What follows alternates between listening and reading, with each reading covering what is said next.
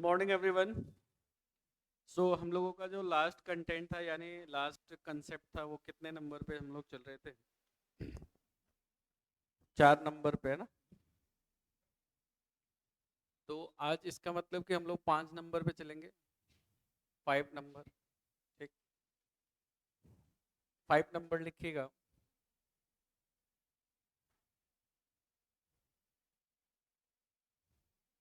The beautiful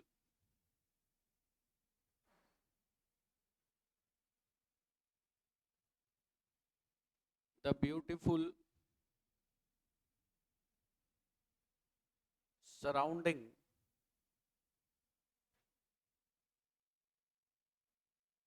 the beautiful surrounding of the place the beautiful surrounding of the place enchanted me very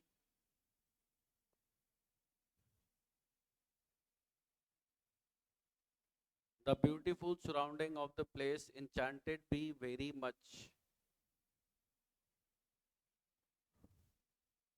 My dear student, इस question में कहाँ गलती दिया है? Vocab की grammar की बुकलेट दीजिएगा।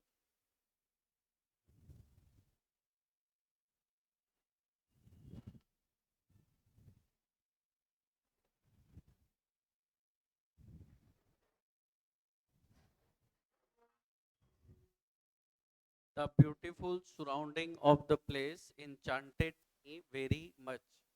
अगर इस क्वेश्चन में देखें तो ध्यान से देखिए। इस क्वेश्चन में एक वर्ड लिखा हुआ है सराउंडिंग। क्या लिखा है? सराउंडिंग। ठीक है।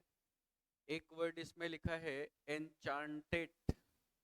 इंचांटेड का हिंदी में मतलब होता है मोहित करना या फिर आकर्षित करना। मोहित करना।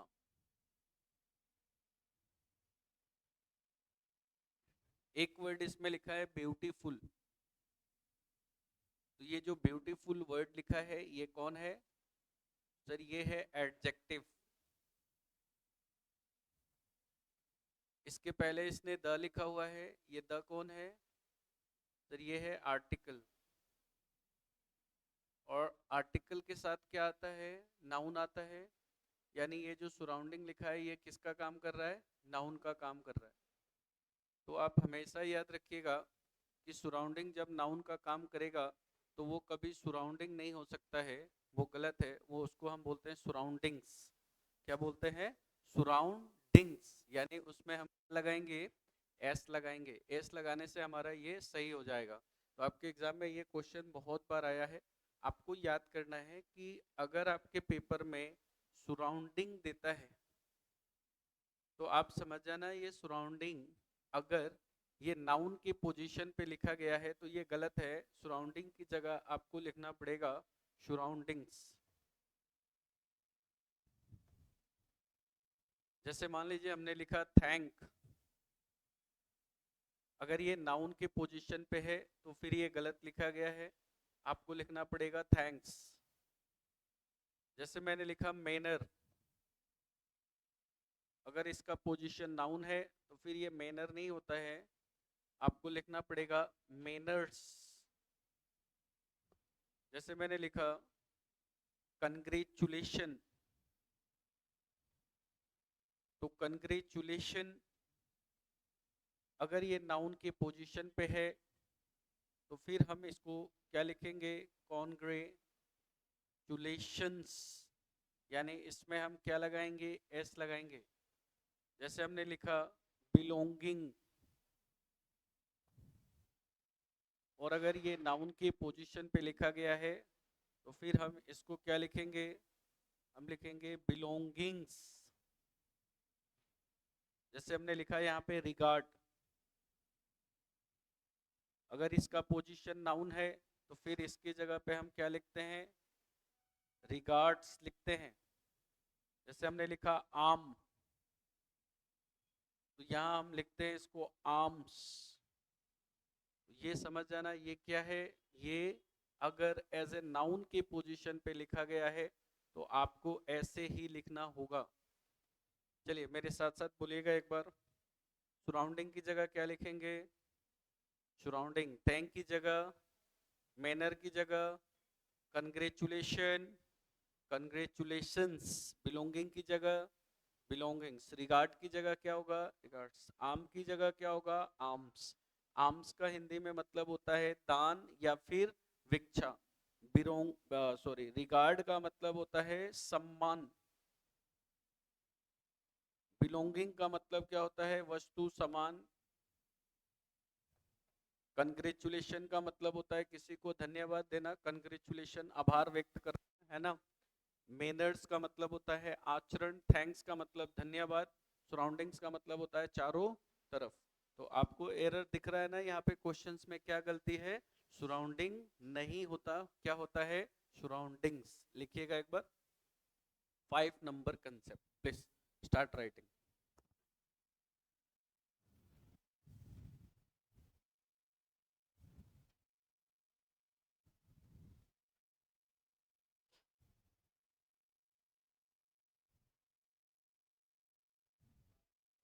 कौन सा? ये वाला।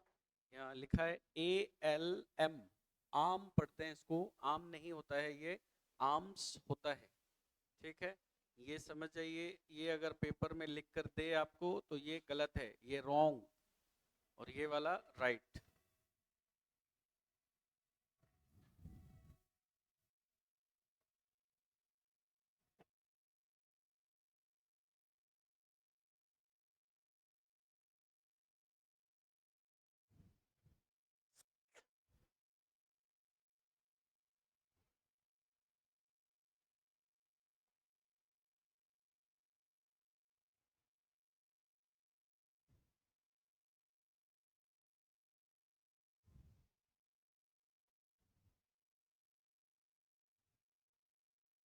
सभी ने बुकलेट लेकर आए हुए हैं ना ग्रामर की?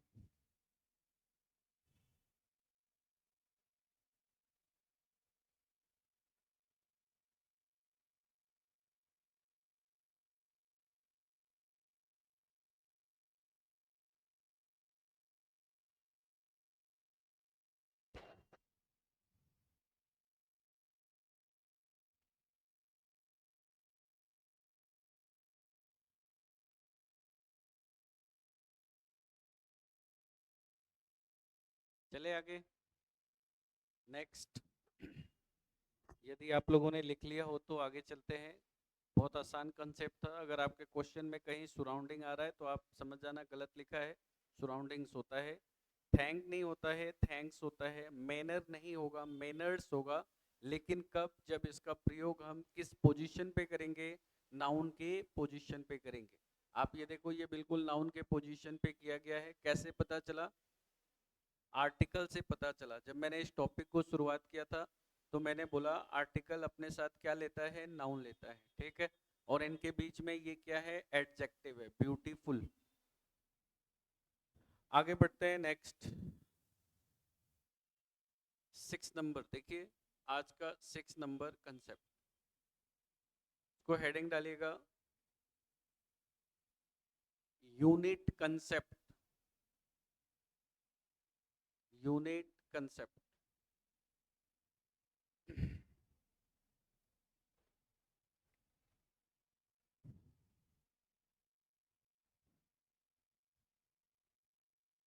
देखिए, समझते चलेंगे, देखते चलिएगा। जैसे हमने यहाँ पे लिखा स्कोर। क्या लिखा? स्कोर। स्कोर का मतलब कितना होता है? 20।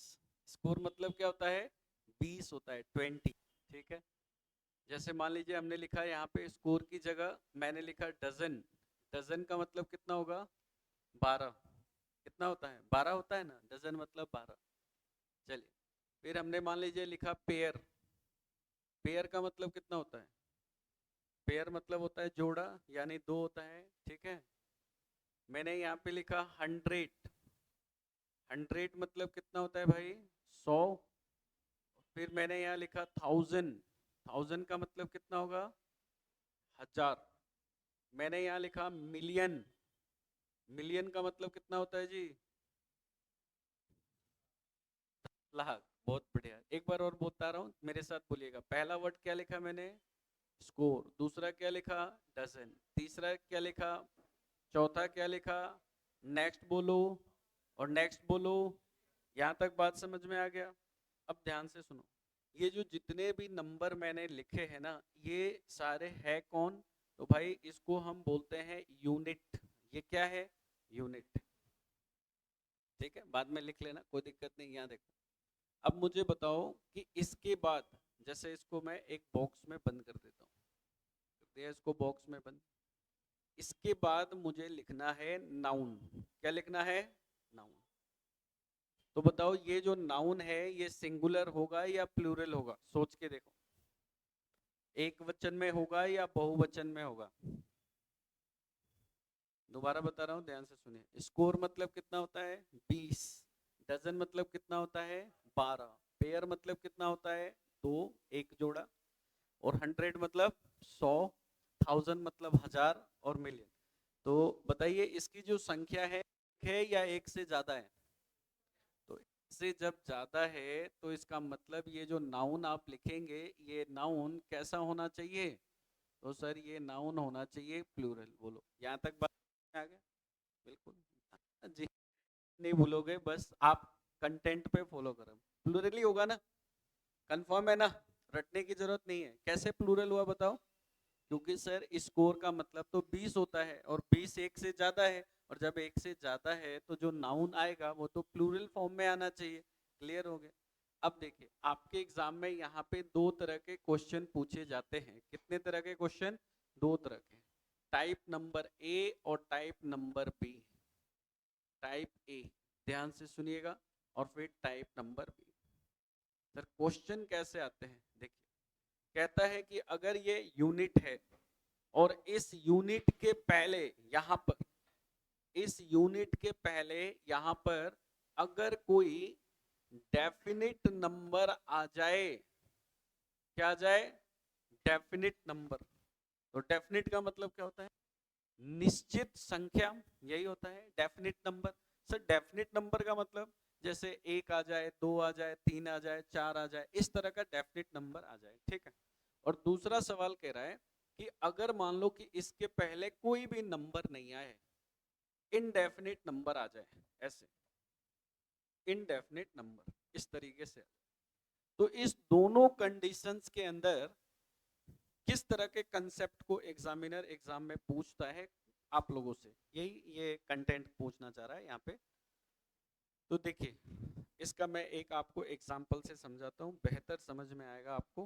पहला एग्जांपल मैं लेता हूँ, ठीक है। मैं मार्केट गया और मैंने मार्केट में बोला कि भाई मुझे है ना एक काम करो, 5 5। अब मुझे बताओ, मैंने 5 लिखा तो डेफिनिट है या इनडेफिनिट है? डेफिनिट है। क्लियर हो गया? क्योंकि ये निश्चित है और ये अनिश्चित है। मैंने बोला कि भाई मुझे 5 5 क्या, मुझे 5 दर्जन, 5 डजन। ठीक है। और फिर मैंने एक और यहाँ लिख दिया स्लैश देकर, और मैंने बोला 5 डजन्स। दो चीज लिख दिया मैंने बोला कि मुझे 5 दर्जन केला देना। आगे मैंने नाउन लिखा, यानी ये वाला नाउन। ठीक है। और ये नाउन जो होगा, बनाना, कैसा होगा? प्लूरल। तो क्या लगाएंगे? एस। आपको बस इतना सीखना है कि ये डजन होगा या डजन्स होगा, यही सीखना है बस। ये कह रहा है कि अगर किसी भी यूनिट के पहले कोई डेफिनिट नंबर आ जाए, तो ये जो यूनिट लिखा गया है ये सिंगुलर फॉर्म में होगा या फिर ये प्लूरल फॉर्म में होगा। ठीक है, ये है। तो बताओ कैसे होगा, बताओ कैसे। आप मार्केट जाते हो ना नॉर्मली, चलो मान लो कि मेरी ये दुकान है और मैं केला बेच रहा हूँ। ठीक है। आपको आना है और मुझे बोलना है कि भाई साहब मुझे ना 2 दर्जन केला दे दो। बोल के सुना ना, कैसे बोलोगे? बोलो बोलो। 2 दर्जन। आपने ऐसे थोड़ी ना बोला कि मुझे 2 दर्जन केलास दे दास। नहीं बोला ना। आपने क्या बोला? कि भाई मुझे 2 दर्जन केला देना। तो जब भी ये डेफिनेट नंबर आएगा तो आप हमेशा याद रखना कि जो जो तुम्हारा यूनिट है वो हमेशा सिंगुलर में होगा, प्लूरल में नहीं हो सकता। बात समझ में आ गया? चलिए दूसरा एग्जांपल बताता हूं, ध्यान से सुनिएगा। जैसे मान लो मैंने यहाँ पे लिखा, दूसरा एग्जांपल एक है, मैंने लिखा 2, ठीक है, और मैंने यहाँ लिखा मिलियन, 2 मिलियन, या फिर मैंने लिखा 2 मिलियंस, है ना। और फिर मैंने यहाँ लिखा पीपल, पीपल माने होता है लोग, ये पहले से प्लूरल है। तो बताओ 2 मिलियन लगाऊं या 2 मिलियंस लगाऊं?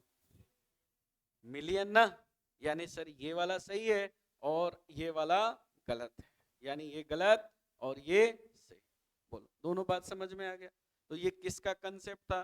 तो सर ये था टाइप नंबर ए का। टाइप नंबर ए में क्या पढ़ा आपने भाई?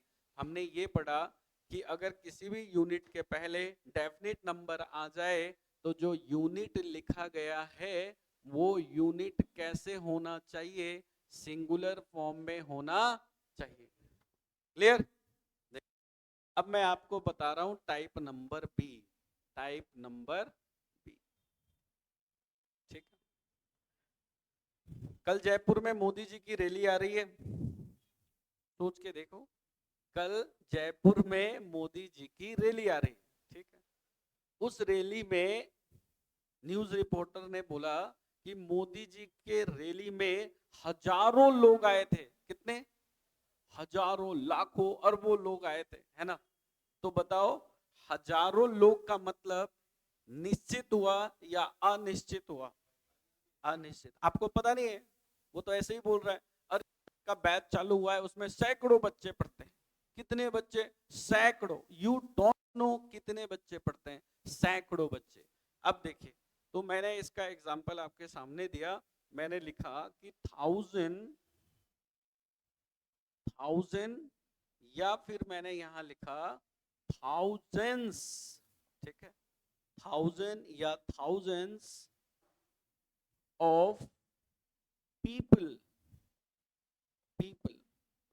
फिर मैंने यहां लिखा 100 या फिर हंड्रेड्स ऑफ स्टूडेंट्स। चलो मेरे भाई लोग फटाफट बता दो क्या लिखोगे, 1000 या थाउजेंड्स? थाउजेंड्स। क्या इस 1000 के पहले कोई नंबर दिया है मैंने? नहीं। मैं क्या बोल रहा हूं? हजारों लोग आए थे।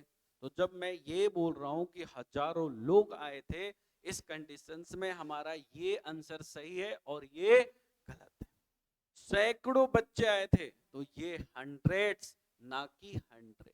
बात समझ में आया? तो फिर हमने क्या सीखा कि अगर इस यूनिट के पहले किसी इनडेफिनिट नंबर का प्रयोग किया गया हो तो फिर ये जो यूनिट हम लिखेंगे यह यूनिट हमेशा प्लूरल फॉर्म में होना चाहिए। उम्मीद करता हूं आपको टाइप ए और टाइप बी क्लियर हो गया होगा।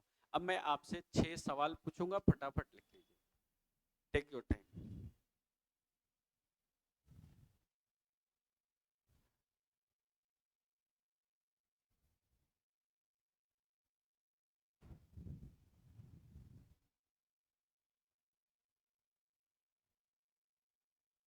कहीं भी आपको लगे कि सर समझ में नहीं आ रहा तो प्लीज आप पूछिएगा। बहुत प्यारा कंसेप्ट है, बहुत बार एग्जाम में आ चुका है।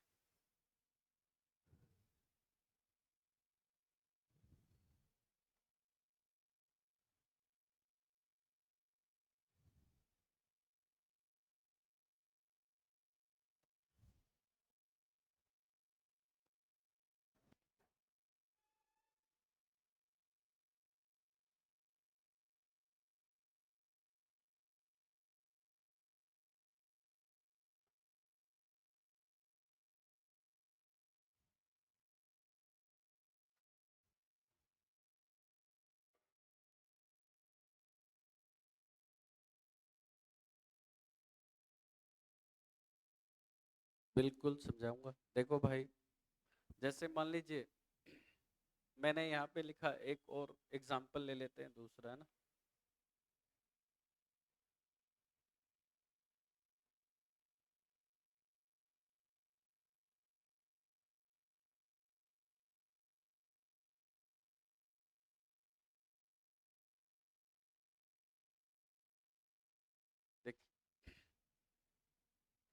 मुझे बताओ, इसमें यूनिट आपको दिखाई दे रहा है ना, क्या लिखा है? पेयर और पेयर्स, ठीक है। इस पेयर के पहले मैंने क्या लिखा है? मेनी। तो मेनी का मतलब क्या होता है? ज़्यादा होता है। पर मैंने कोई नंबर नहीं लिखा है, बस मैंने मेनी। तो मेनी का मतलब कितना ज्यादा, ये आपको तो पता नहीं है। तो बताओ, जब मेनी लिखूंगा तो ये डेफिनिट होगा या इनडेफिनिट में जाएगा? इनडेफिनिट में जाएगा। अगर इनडेफिनिट में होता है तो ये जो यूनिट है, मतलब ये जो यूनिट मैंने लिखा है, इसे तुम्हें प्लूरल फॉर्म में देना पड़ेगा।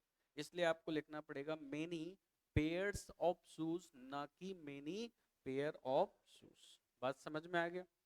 चल लिख लो इसको। चले आगे क्वेश्चन की तरफ।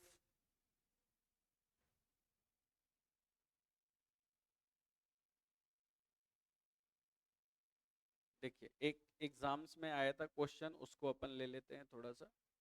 एक क्वेश्चन था, एसएससी ने पूछा था इस क्वेश्चन को। क्वेश्चन है, क्वेश्चन लिखते चलेंगे। 2 millions 2 millions people attended the meeting held in parade ground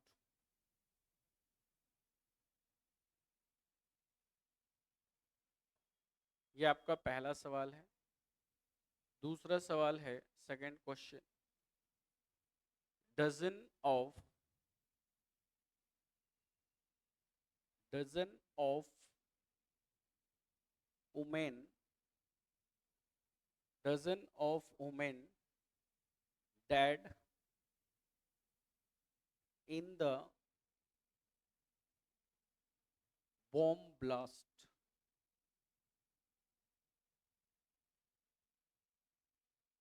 question number तीसरा है, यानी third, I bought 4 dozen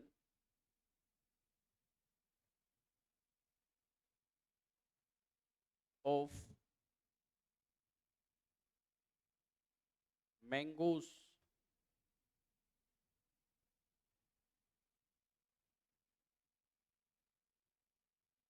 question number 4 है,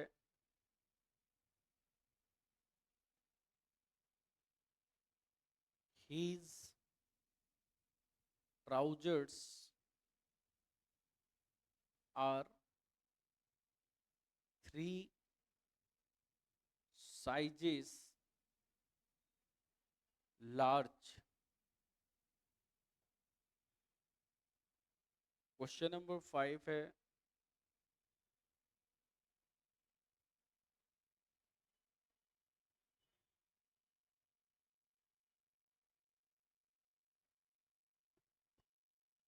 it is a 3 years degree course।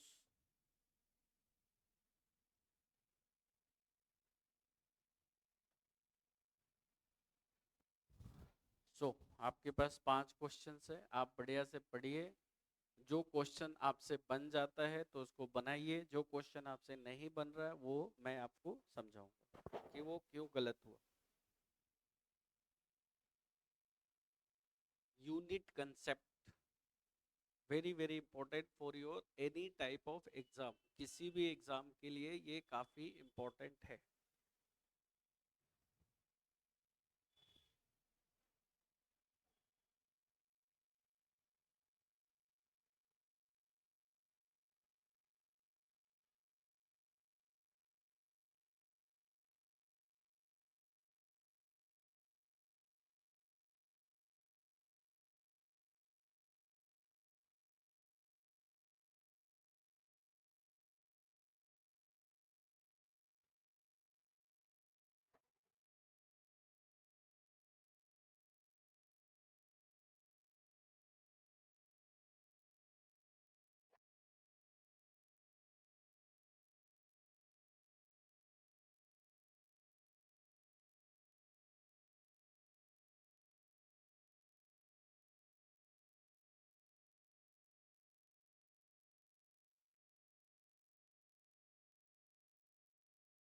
Questions हमेशा, चाहे आप कोई भी सब्जेक्ट पढ़े, खुद से ट्राई करें।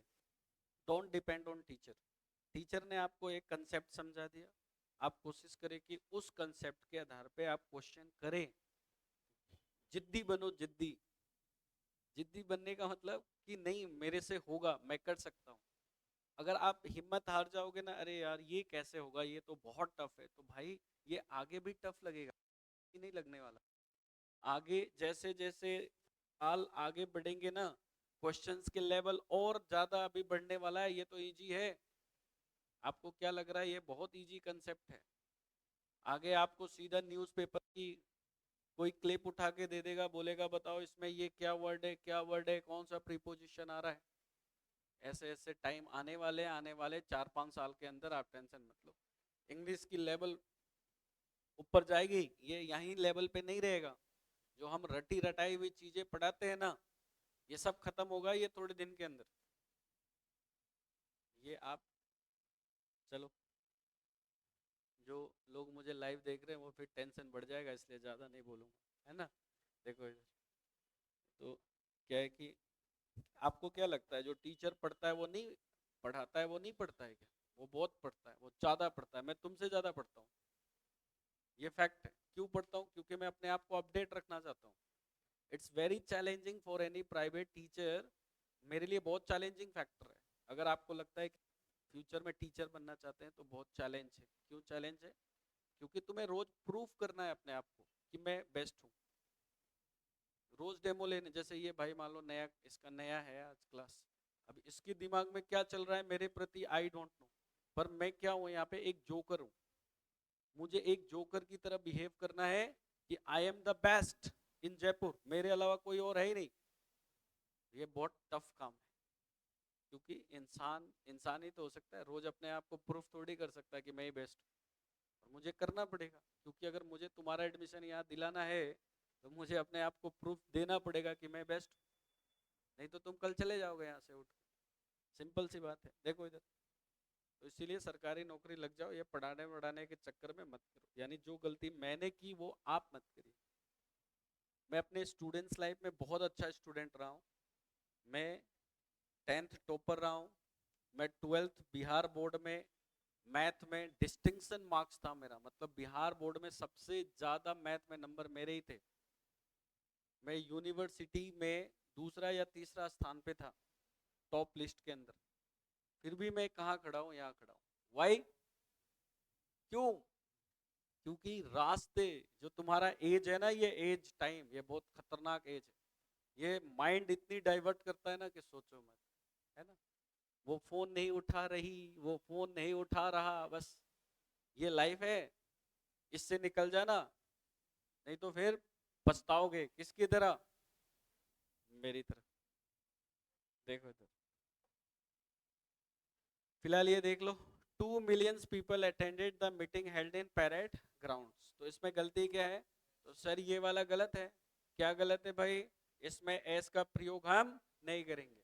अब मुझे ईमानदारी से बताओ, कितने स्टूडेंट ऐसे बैठे हैं जिनको सर ये समझ में नहीं आया? Please, anyone? आपको समझ में आया भाई? पक्का ना? ऐसे ही बोल रहे हो कि सर आ गया, आ गया। मैंने बोला देखो, मिलियन से पहले 2 लिखा हुआ है, तो अगर 2 है तो ये निश्चित संख्या है। अगर निश्चित है तो फिर ये जो मिलियन में एस का प्रयोग हम नहीं करेंगे। सीधी बात है, खत्म हो गया। आगे देखिए, ये क्या लिखा हुआ है बताओ? डजन। क्या इस डजन से पहले कोई नंबर है? नहीं। अगर नंबर नहीं है तो सीधा काम है डजन में क्या लगा दो? एस। ये यहाँ तक क्लियर हो गया। दूसरी गलती क्या है इसमें देखो, ये डजन ऑफ, ऑफ के बाद मैंने क्या लिखा है? वुमेन। अब ये बताओ सिंगुलर है कि प्लूरल है? सिंगुलर, लेकिन इसे क्या होना चाहिए था? प्लूरल। तो यहाँ पे वुमेन में क्या लगा देंगे? ई कर दीजिए। तो यहाँ पे ई करेंगे तो हो जाएगा। ठीक है, यानी 2 गलती थे इसमें। चलिए क्वेश्चन नंबर, इसको है ना सबसे लास्ट में बताऊंगा, पहले इसको देख लेते हैं। कह रहा है कि हीज ट्राउजर, देखो ये क्या लिखा है? His trousers. ट्राउजर्स, ट्राउजर्स के साथ क्या लिखा है? आर। बिल्कुल सही चल रहा है। लेकिन आगे देखो, इसने क्या लिखा है? साइज। साइज से पहले क्या आएगा? 3। निश्चित संख्या है ना, तो फिर इसमें से एस को हटा दो। बात समझ में आ गया? अब चलो, ये लिखा है इट इज ए। ठीक है, इट इज ए क्या? 3 इयर्स डिग्री कोर्स, तो 3 इयर्स नहीं होता है, 3 ईयर डिग्री कोर्स होता है, ठीक है। अब तुम बोलोगे सर उसमें तो ईयर आपने नहीं पढ़ाया है, तो भाई ईयर के पहले क्या लिखा हुआ है 3, तो हम यहाँ लिखेंगे 3 ईयर डिग्री कोर्स। अब कितने स्टूडेंट ऐसे बैठे हैं जिन्होंने इसका जवाब दिया है, बताइए। Second,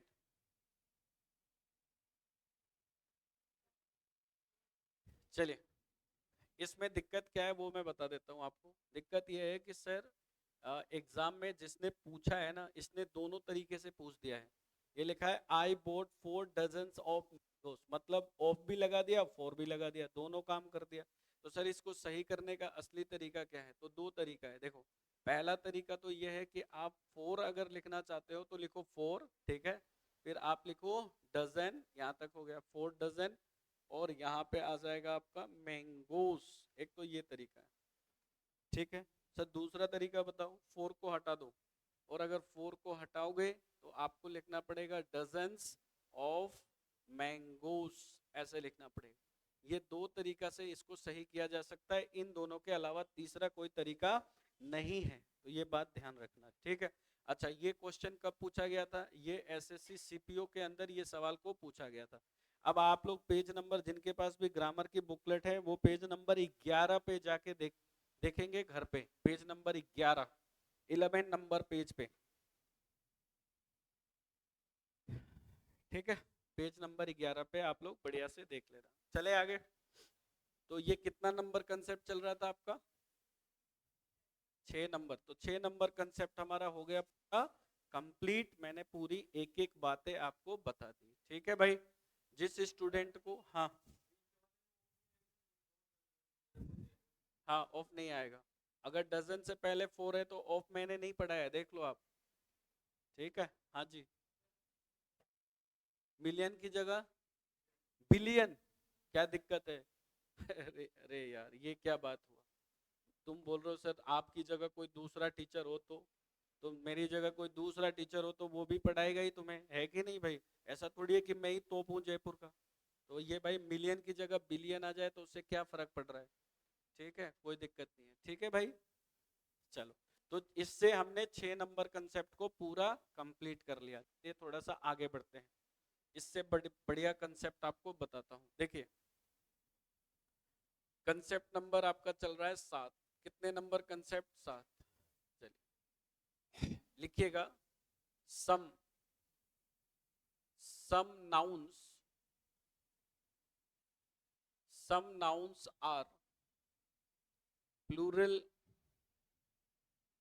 some nouns are plural in form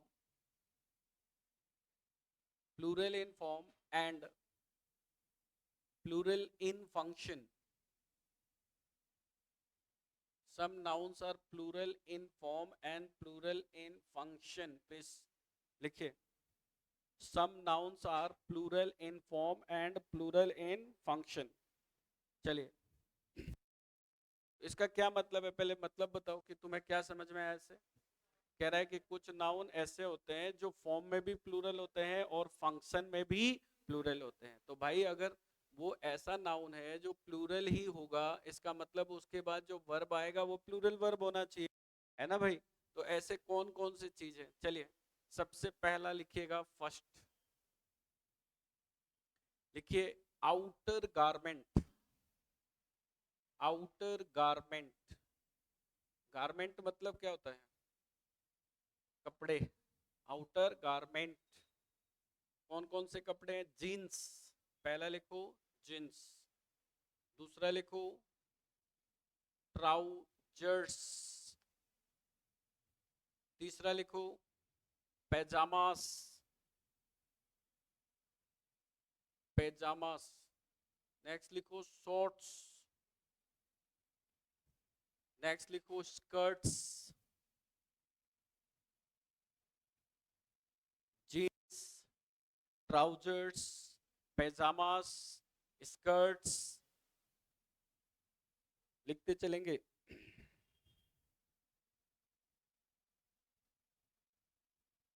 next लिखिए अंडर गारमेंट्स।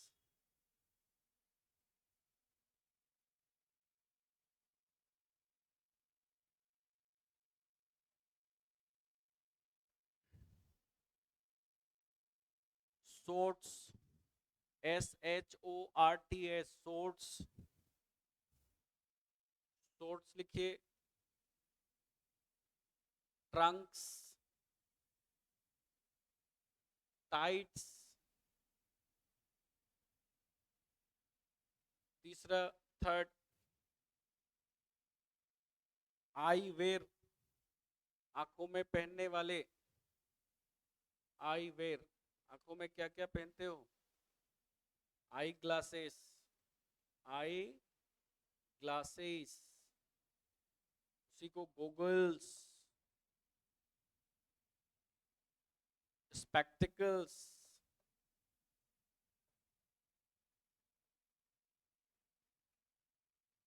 स्पेक्स,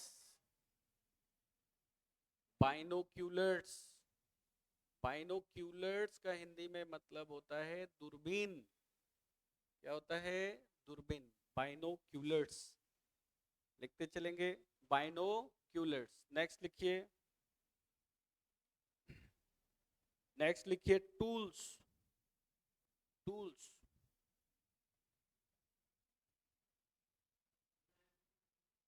हाँ, लेंस, नहीं हो सकता। लिखो टूल्स, टूल्स में लिखिए प्लायर्स पहला, टेलीस्कोप, माइक्रोस्कोप का स्पेलिंग बताइए, बताओ। बस एस लगा है, तो फिर माइक्रोस्कोप्स नहीं लिख सकते हैं। हमने बोला प्लूरल, मतलब एस लगा हुआ है इसमें ना। और टेलीस्कोप, माइक्रोस्कोप, इसको हम माइक्रोस्कोप्स थोड़ी ना लिखेंगे, माइक्रोस्कोप ही तो लिखते हैं, है ना। चलिए, टूल्स में लिखिएगा स्केल्स, स्केल्स का मतलब होता है तराजू। प्लायर्स, प्लायर्स का मतलब होता है चिमटा, चिमटा जो ऐसे पकड़ते हैं, इसको टोंग्स भी बोला जाता है, टोंग्स, टोंग्स माने भी चिमटा होता है। इसको एक और वर्ड है बिलोश, बिलोश, बिलोश माने, कौन बता सकता है बिलोश मतलब? नहीं जानते? लड़कियां, तुम्हें तो पता होना चाहिए बिलोश मतलब, तुम्हारे घर देहात में ऐसे ना, फूकनी नहीं होता है क्या, बताओ, है ना? तो फिर तुम्हें तो ये पता होना चाहिए, बिलोश का मतलब क्या होता है? फूकनी। चलो, 5 नंबर देखो कितना अच्छा कंटेंट है ये, देखिए 5 नंबर लिखो, other word, other word, other word आपने अभी अभी पढ़ा था, एक वर्ड मैंने लिखा था आर्म्स, आर्म्स का मतलब क्या होता है? दान। एक लिखियो सराउंडिंग्स, अभी आपने पढ़ा थोड़ी देर पहले, सराउंडिंग्स। और क्या पढ़ाया था बताओ? Belongings, belongings. नेक्स्ट वर्ड क्या था? थैंक्स। नेक्स्ट वर्ड क्या था? रिगार्ड्स। अगला वर्ड क्या था? Manners, manners. नेक्स्ट वर्ड क्या था? कंग्रेचुलेशंस।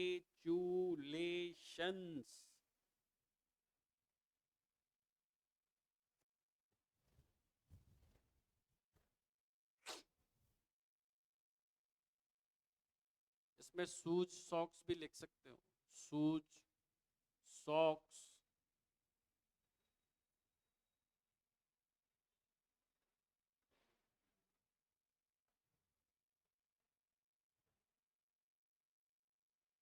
चले, देखो मैंने आपको अलग अलग कैटेगरी करके इसलिए पढ़ाया कि आपको कंफ्यूजन्स नहीं हो एग्जाम्स के अंदर, आप आराम से इसको याद कर लो। मैंने क्या बोला? कुछ नाउन ऐसे होते हैं जो फॉर्म में भी प्लूरल होते हैं और फंक्शन में भी प्लूरल होते हैं, इनके अंत में लगे एस को हटाकर आप सिंगुलर नहीं बना सकते, ठीक है। नीचे हमें एक कंसेप्ट लिखना है, वो कंसेप्ट क्या है? यहाँ नीचे नोट बनाइए, लिखिए नोट नंबर 1,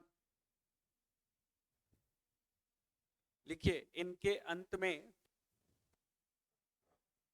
इनके अंत में इनके अंत में लगे एस या ई एस को हटाकर सिंगुलर नाउन नहीं बनाया जा सकता है। इनके अंत में लगे एस या ई एस को हटाकर सिंगुलर नाउन नहीं बनाया जा सकता है। कहने का क्या मतलब हुआ? कहने का मतलब ये हुआ मेरे भाई कि जैसे मान लो कि मैंने एक वर्ड आपके सामने लिखा है, थोड़ा देखिए तो।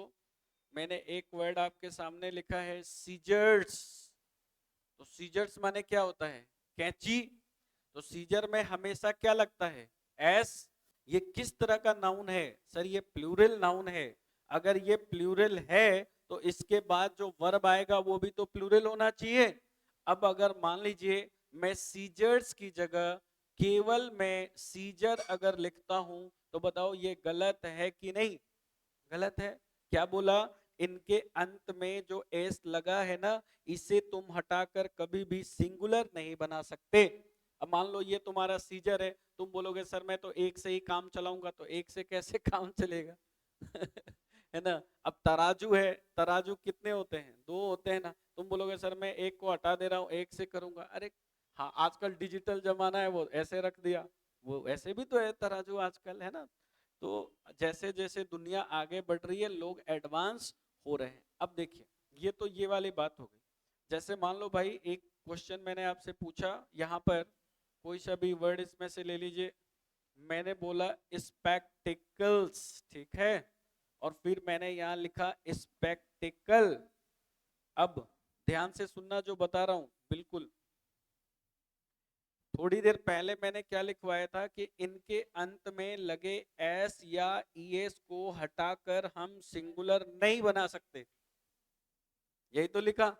अब मान लो कि एग्जाम में स्पेक्टिकल्स की जगह अगर स्पेक्टिकल दे दे तो बताओ गलत है कि सही है? गलत है भाई, जिस हिसाब से मैंने पढ़ाया उस हिसाब से तो गलत है ना। लेकिन देखो, ये लेकिन शब्द इंग्लिश में बहुत खतरनाक होता है। जैसे मान लीजिए मैंने एक सवाल आपसे पूछा कि आई हैव नेवर, नेवर का मतलब कभी नहीं, सीन का मतलब देखा, आई हैव नेवर सीन, क्या नहीं देखा? सच, इसके जैसा, सच ए लवली, ठीक है। और मैंने यहाँ पे ब्लैंक्स दे दिया, ठक, और आपके सामने ये दो ऑप्शन रख दिया मैंने। अब आपको बताना है दोनों में से कौन सा आंसर सही हो।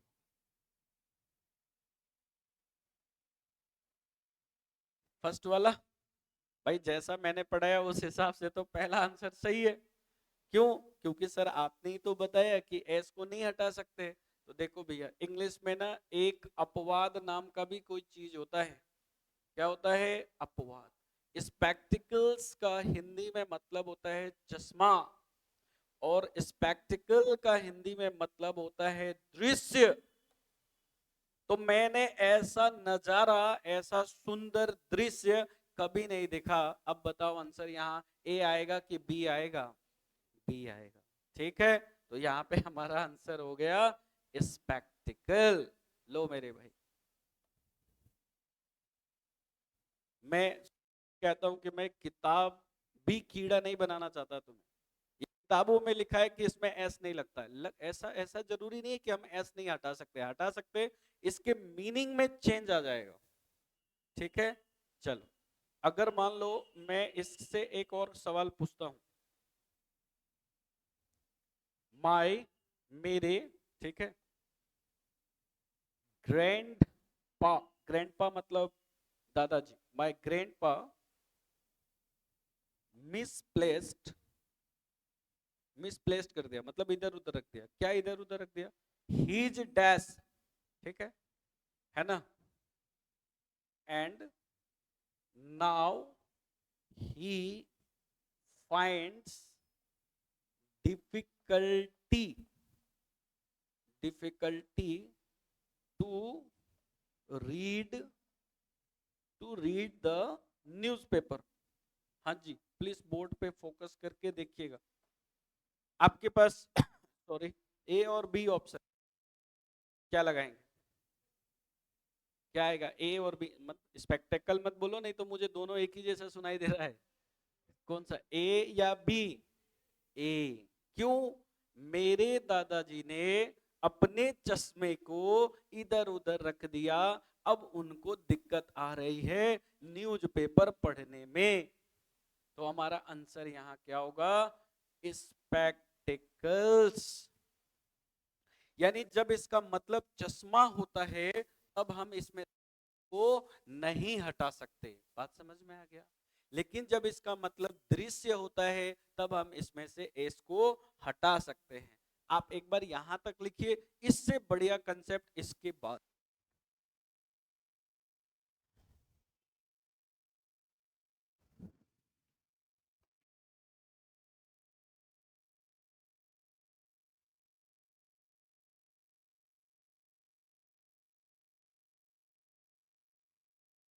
एक साल की तुम्हारी मेहनत है, जिस बच्चे ने एक साल पूरी जी जान लगा दी, अगले साल सिलेक्शन तय है।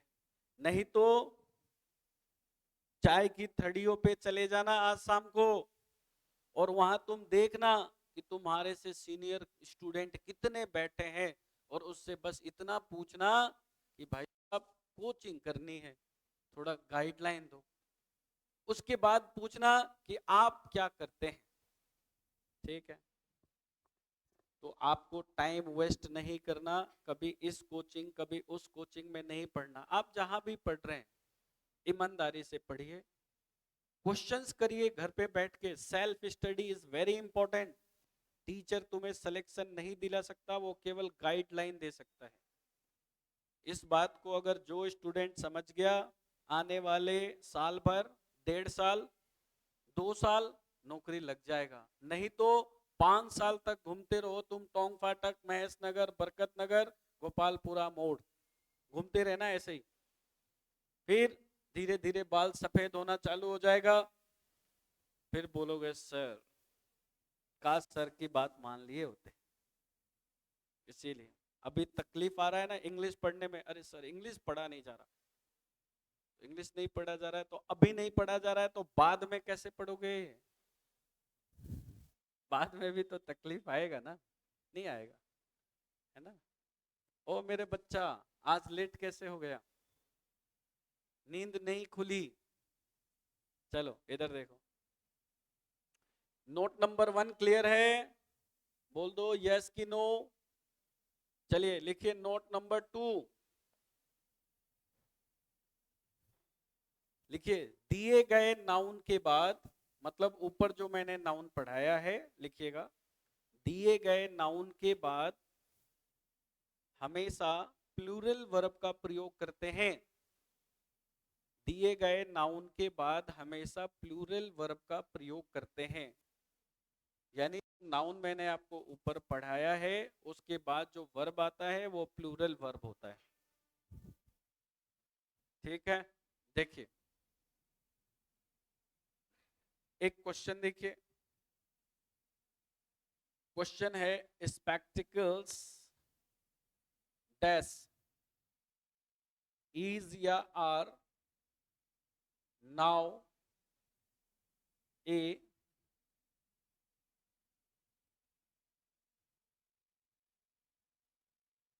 Costly item. क्या लगाएंगे आप? आर लगाएंगे। क्यों? क्योंकि क्यों लगाएंगे? तो जब आप नोट्स बनाए तो बकायदा ऐसे लिखो कि ये जो स्पेक्टिकल्स है ना, ये प्लूरल नाउन है। अगर ये प्लूरल नाउन है तो आगे वर्ब भी कैसा आना चाहिए? प्लूरल। तो इसलिए आंसर क्या आएगा? आर आएगा। ठीक है? देखो मेरे भाई,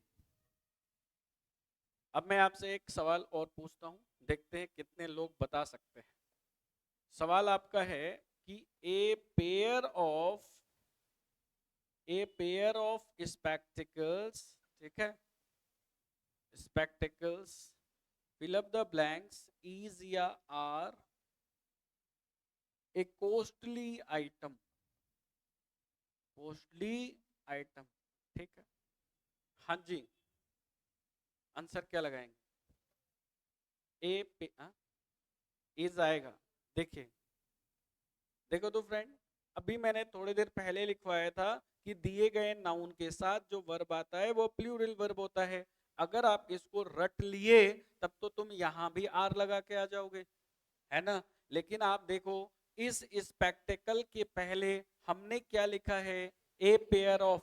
तो ए पेयर ऑफ का मतलब कितना जोड़ी बात कर रहा है, एक जोड़ी, इसीलिए आंसर हम यहाँ क्या लगाएंगे, इज लगाएंगे। बात समझ में आ गया भाई। A pair of spectacles is costly item. चलिए नीचे नोट लिखिएगा।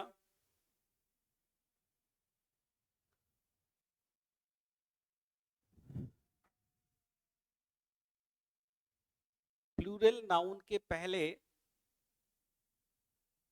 प्लूरल नाउन के पहले यदि, प्लूरल नाउन के पहले यदि ए पेयर ऑफ का प्रयोग होता है, a pair of, a pair of का प्रयोग होता है तो वर्ब सिंगुलर का प्रयोग करेंगे। ए पेयर ऑफ का प्रयोग होता है तो वर्ब सिंगुलर का प्रयोग करेंगे। ऑफ का प्रयोग होता है तो वर्ब सिंगुलर का प्रयोग करेंगे। ठीक है, कोई दिक्कत नहीं। चलिए बहुत अच्छी बात है। इस तरह से हम लोग आज कंसेप्ट नंबर 7 को भी पढ़ लिए हैं। एक स्टेप आगे बढ़ते हैं। हाँ हाँ लिख लो भाई, लिख लो सर। नहीं, a pair of only, a pair of, A set of, ऐसे लिखा हुआ आ जाए। ठीक है, ए पेयर ऑफ माने एक जोड़ी। ठीक है, हाँ एक जोड़ी की बात कर रहा है। तो फिर आप हमेशा वर्ब कैसा लगाएंगे, सिंगुलर वर्ब लगाएंगे। चलिए एक कदम आगे और चलते हैं। कंसेप्ट नंबर 8, और इसको लिख लेना, इंपॉर्टेंट, बहुत बहुत इंपॉर्टेंट है।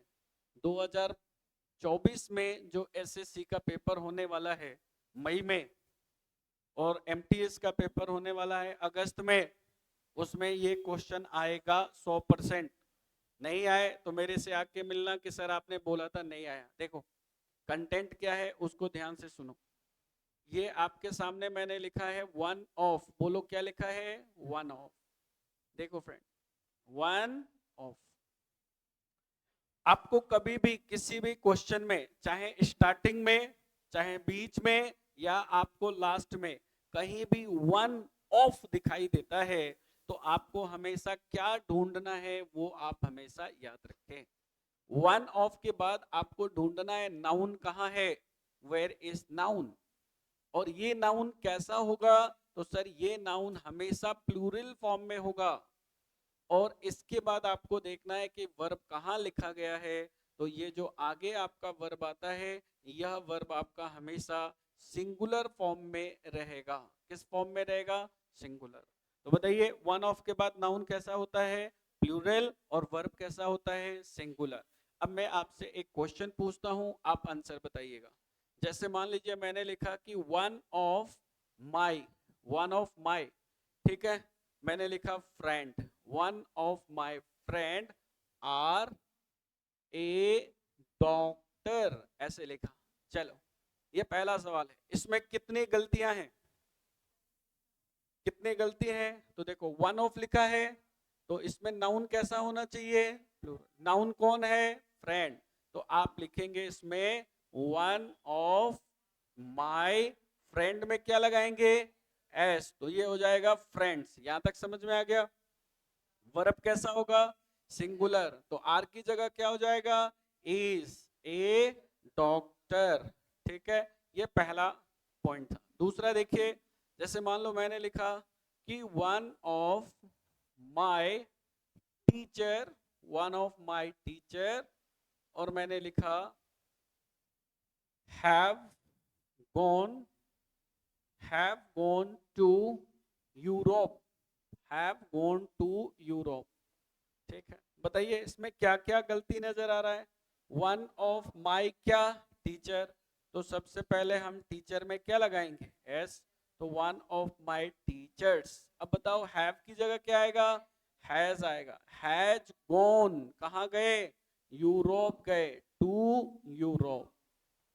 ठीक है, तीसरा देखिए मैंने लिखा है यहाँ पे one of the girl one of the girl is getting married is getting married। कितने लोगों को इसमें गलती नजर आ रहा है? क्या गलती है इसमें? वन ऑफ द गर्ल की जगह क्या लिखेंगे? गर्ल्स। इज बिल्कुल सही। आगे क्या है? गेटिंग। गेटिंग के बाद मेरिड। क्या क्या पढ़ा हमने? रिपीट करिए। वन ऑफ के बाद नाउन कैसा आता है और वर्ब कैसा आता है? दोबारा बोलिए। वन ऑफ के बाद नाउन कैसा, वर्ब कैसा? ओके माय डियर, लिखिए प्लीज। तो जब भी आपको क्वेश्चन में कहीं वन ऑफ दिखाई दे रहा है तो आप समझ जाना कि दो तरह से गलती पूछेगा। कितने तरीके से? दो तरीके से।